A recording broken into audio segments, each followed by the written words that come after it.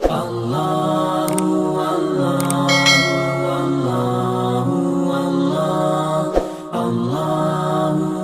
میں دیکھنا چاہتا ہے کہ میرا بندہ میرے کہنے پہ جو چیزیں حلال ہیں ان کو بھی چھوڑتا ہے کہ نہیں چھوڑتا. تو جب اس نے ان کو چھوڑ دیا تو پھر حرام کیوں نہیں چھوڑے گا؟ اور جس نے روزے میں حرام بھی نہیں چھوڑا، غیبت بھی نہیں چھوڑی، جھوٹ بھی نہیں چھوڑا، لوگوں کو اذیت دینا بھی نہیں چھوڑا، تلخ رویے بھی ترک نہیں کیے، گالی گلوچ سب و شتم کا مزاج بھی ترک نہیں کیا، لوگوں سے رشوت لینا اور لوگوں کو اذیت دینا بھی ترک نہیں کیا، تو پھر وہ بھوک کاٹ رہا ہے. وہ اللہ کے حکم کی تعمیل نہیں کر رہا ہے، وہ تو کہہ رہا ہے کہ میں تمہارا امتحان لینا چاہتا ہوں، تم حلال بھی چھوڑو گے اور یہ حرام بھی چھوڑنے کے لیے تیار نہیں ہے. تو پھر وہ روزہ ہی نہیں. ہم ہر سال مشق کرتے ہیں، ماہ سیام گزر جاتا ہے، پھر جہاں کھڑے ہوتے ہیں وہیں کھڑے ہوتے ہیں، جبکہ روزہ تو 1 مہینے کی ٹریننگ ہے. 1 مہینے کی ٹریننگ کے بعد ہمارے عیب جھڑ جانے چاہیے، ہمارے گناہ دھل جانے چاہیے، ہمارے اندر کو تقوی کے نور سے مالا مال ہو جانا چاہیے. لیکن ہم نے مشق کی نہیں، ہم کام چور رہے. تو پھر نتیجہ کیا ہوا کہ جہاں کھڑے تھے وہیں رہے. تو روزے کا مقصد اتقاء کو پیدا کرنا ہے، اور ہر وہ کام جو اللہ کی ناراضگی کا ذریعہ ہے اس کو ترک کرنے کا نام تقویٰ ہے. اور اگر کوئی ایسا کام سرزد ہو جائے جو اللہ کی ناراضگی کا سبب اور ذریعہ ہے تو فوراً توبہ کی جائے، رجوع کیا جائے، ایسے امور بجا لائے جائیں جو اللہ کی رضا کا سبب اور ذریعہ بن جائیں. حضور نے ارشاد فرمایا، حضرت معاذ بن جبل رضی اللہ تعالی عنہ سے مروی ہے، اتق اللہ حیث ما کنت، تو جہاں بھی رہے اللہ سے ڈرتا رہے، خلوت میں ہو، جلوت میں ہو، گھر میں ہو، مسجد میں ہو، بازار میں ہو، تنہائی میں ہو، ہجوم میں ہو، جہاں بھی تو رہے اللہ سے ڈرتا رہے. وَأَتْبِعِ السَّيِّئَةَ الْحَسَنَةَ، اور اگر تم سے کبھی کوئی گناہ سرزد ہو جائے تو فوراً نیکی کر، تم ہوا وہ نیکی اس گناہ کو مٹا ڈالے گی. وَخَالِقِ النَّاسِ بِخُلُقٍ حَسَنٍ، اور لوگوں کے ساتھ اچھے اخلاق کے ساتھ پیش آنا.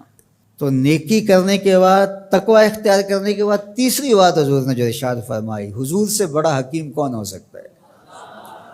میرے ماں باپ حضور پہ قربان.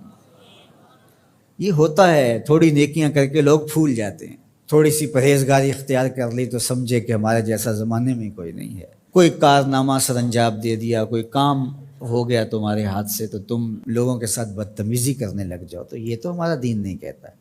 تو فرمایا اتق اللہ حیث ما کنت، جہاں بھی رہے ایک تو اللہ سے ڈرتا رہنا، اور دوسری بات ارشاد فرمائی اتبع السیئۃ الحسنہ، جب تم کوئی برائی کر بیٹھو تو اس کے فوری بعد تم نیکی کرو، تم ہوا وہ مٹا ڈالے گی. اس کو لکھتے لکھتے دھبا لگ جائے تو اس کو ریموو کر دیتے ہیں نا. زندگی میں چلتے چلتے گناہ سرزد ہو جائے تو نیکی سے اس کو ریموو کر دو، تم ہوا مٹا ڈالے گی اس کو. اور پھر تیسری بات فرمائی وَخَالِقِ النَّاسِ بِخُلُقٍ حَسَنٍ، لوگوں سے رویہ اچھا رکھنا، لوگوں کے ساتھ حسن سلوک سے پیش آنا، بدتمیزی کی زندگی نہ گزارنا.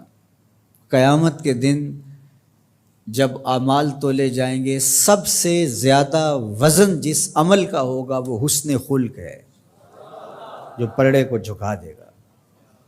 تو کبھی اپنے رویوں کو کھردرا نہ ہونے دینا. تو ہمارے رب نے ہمیں تقوی اختیار کرنے کا حکم عطا کیا، اور رمضان المبارک موسم ہے تقوی کے حصول کا. زندگی ثمر بار ہوتی ہے اور تقوی کا پھل لگتا ہے. روزہ تقوی کی نشأت کا ذریعہ ہے، روزہ پیدا کرتا ہے اتقاء. لعلکم تتقون اس پہ شاہد عادل ہے. تو اس لیے مجھے اور آپ کو جائزہ لینا پڑے گا کہ ان دنوں کے اندر ہمارے اندر کوئی تقوی پیدا ہوا ہے یا نہیں ہوا. میں اپنا جائزہ لوں اور آپ اپنا اپنے اندر ہی جائزہ لیں. ہم نے بھوک کاٹی ہے، پیاس گوارا کی ہے، رات تراویح بھی پڑھتے ہیں، تو کیا کوئی فرق پڑا؟ کوئی اتقاء کا نور نصیب ہوا؟ اگر نصیب ہوا ہے تو پھر مزید کوشش کیجئے بقیہ دنوں میں مزید نور نصیب ہو اور اتقاء کے اجالے حقیقت میں ہم پالیں. اور اگر وہیں کے وہیں کھڑے ہوئے ہیں، کوئی فرق نہیں سوائے بھوک اور پیاس کاٹنے کے اور یہ ذہنی تاثر کہ ہم روزہ رکھ رہے ہیں، اس کے علاوہ میں کوئی فرق نہیں ہے.